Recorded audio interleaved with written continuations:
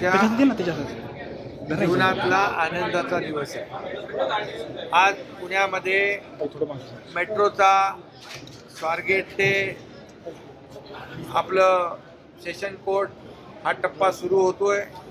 कात्रजपर्यंतचं भूमिपूजन झालंय। टप्प्याटप्प्याने या पुण्यातली वाहतूक कोंडी दूर होईल।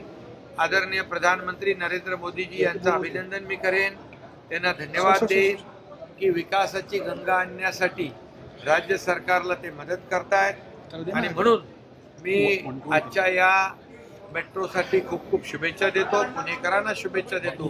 पुणेकरांच्या जीवनामध्ये आनंद देणारा, वाहतूक कोंडी मुक्त करणारा हा मेट्रो आहे।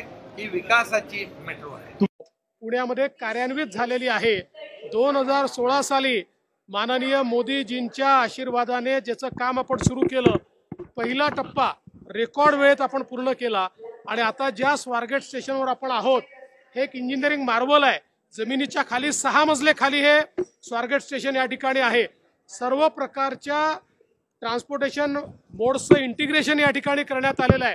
देशातलं सर्वात मोठं आणि सर्वात चांगलं स्टेशन हे स्वारगेटचं स्टेशन आपण केलेलं आहे। विरोधकांना पुणेकरांची घेणं देणं नाही। पुणेकरांची घेणं देणं असतं तर 2008 साली विचार आला होता पुण्याला मेट्रो सुरू करण्याचा। एक साधा दगड देखील ते टाकू शकले नाहीत।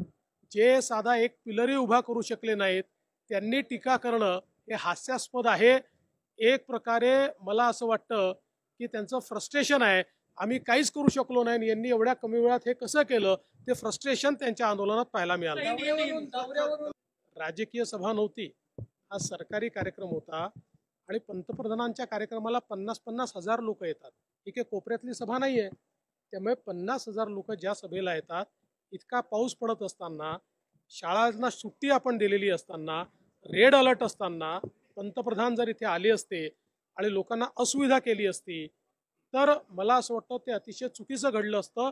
पंतप्रधानांनी मोठं मन दाखवलं, त्यांनी सांगितलं मी लोकांना अडचणीत टाकत नाही। विरोधक राजकारण करतात, त्यांना त्याशिवाय दुसरा धंदाच नाही आहे।